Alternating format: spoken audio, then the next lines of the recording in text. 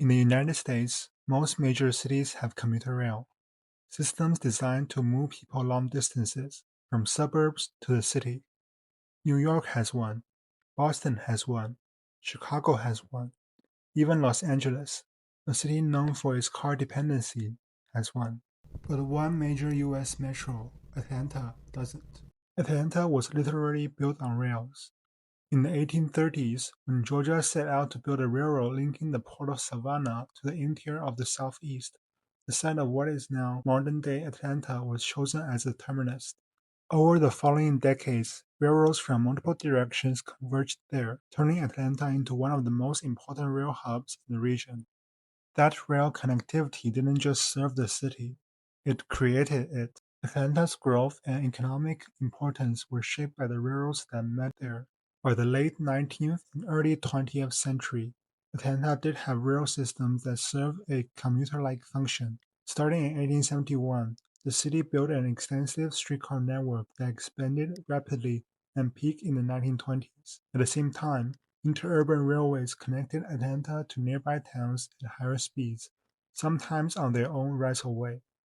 Together, these lines moved people between neighborhoods, suburbs and the city in ways that looked similar to commuter rail. But there was a key difference. These services were privately operated, fragmented, and never organized into a dedicated region-wide commuter rail system. They were treated as secondary to freight and intercity rail, and never institutionalized as essential public infrastructure. So when automobiles and highways rose in the mid-20th century, Atlanta didn't dismantle a commuter rail network. It simply never had one to begin with. Without that regional rail layer, highways became the only scalable way to move people long distances. As expressways expanded, the region grew outward, and commuting patterns locked into a car-dependent shape that would later be very hard to change. In 1965, MARTA was formed to build a regional transit system, but from the beginning, the region was divided. Cobb County chose not to join. In 1968, voters rejected an ambitious rapid transit plan.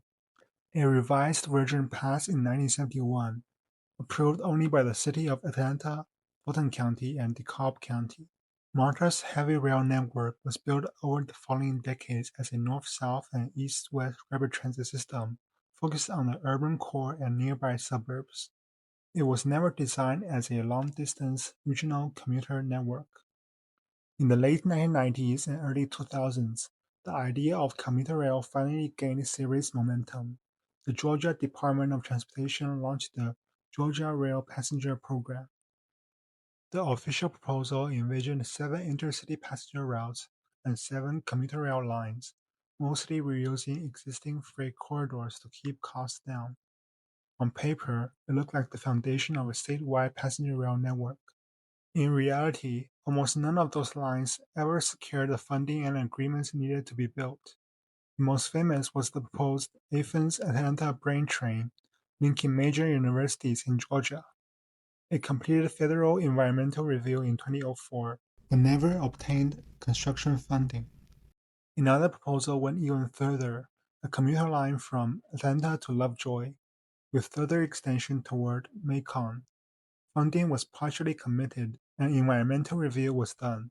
But in 2006, the Georgia legislature required additional approval before state funds could be spent on commuter rail, freezing the project. Local commitments unraveled, and momentum collapsed. The idea returned again in the 2010s. After Clayton County joined MARTA in 2014, the same corridor was studied again. By 2018, MARTA selected commuter rail as the preferred mode between East Point and Lovejoy. Then the decisive barrier appeared. The freight railroad that owned the corridor declined to allow regular passenger service on its tracks. Without access of that right-of-way, building new tracks would require massive land acquisition and far higher costs. The commuter rail project was dropped and replaced with bus rapid transit. Atlanta once again came as close as it ever had to building commuter rail, and once again fell short. Since then, no commuter rail project in the region has advanced beyond planning. The barrier was never just engineering, it was ownership, funding, and regional politics. Freight railroads control most usable corridors. Running passenger trains requires negotiations, upgrades, and their approval. Unlike MARTA, there has never been a stable, region-wide funding source for commuter rail, and every serious attempt required multiple counties, the state, and the federal government to align at the same time. That alignment never held long enough. Projects didn't fail because no one wanted them. They failed because money, politics, and right-of-way never lined up at once. Meanwhile, the region kept expanding outward. Daily travel of 30 to 50 miles became normal. Highways carried most of it, but highways have a ceiling. Widening roads bring short-term relief, then congestion returns. Buses stuck in the same traffic can only do so much. Monorail, built for the short urban trips, never reached the outer counties, so the geography of daily life stretched outward, while the rail network stayed where it was. That leaves a missing layer, too far for metro, too short for intercity rail, and too congested for highways alone. That missing layer is exactly what commuter rail is meant to provide. Filling the gap isn't just about one project. It would mean creating a regional transit backbone that works alongside MARTA and buses, instead of forcing every long-distance trips onto highways. Without it, every mile of regional growth adds pressure to the same roads. With it, Atlanta gains a new way to grow. And funding doesn't have to rely only on traditional taxes. Transit-oriented development around stations can raise land values, and tools like tax increment financing can reinvest that growth back into the rail system. In that model, commuter rail isn't just a cost. It becomes a catalyst for growth that helps pay for itself. For decades, every attempt collapsed before money, politics, and railway could align. Today, commuter rail isn't completely off the table. It gets studied, revisited, and reimagined again and again. But studies are not tracks and plans are not trains. The question is no longer whether Atlanta will ever revisit commuter rail. The question is whether this time the region can finally move from talking to building. Atlanta was built by railroads. It grew into a global city on top of them. Yet for more than half a century, its regional transit never caught up with its regional growth.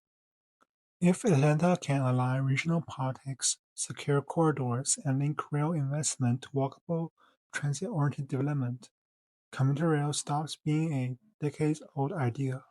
It becomes a missing layer that lets the entire region move and grow differently. And interestingly, Atlanta is already starting to get some of its old rail corridors back, but not as trains, at least not yet. The Atlanta BeltLine was originally envisioned as both light rail and a greenway, built along former freight rail lines that once circled the city. Today, the trails are open, people walk, bike, and run on them every day, but the rail part is still missing. In other words, even when Atlanta recovers its rail corridors, turning them into real transit is never guaranteed. If you want to see how these old rail lines are already reshaping the city, and why adding trains to them is so difficult, the story of the Atlanta BeltLine is where the next chapter begins.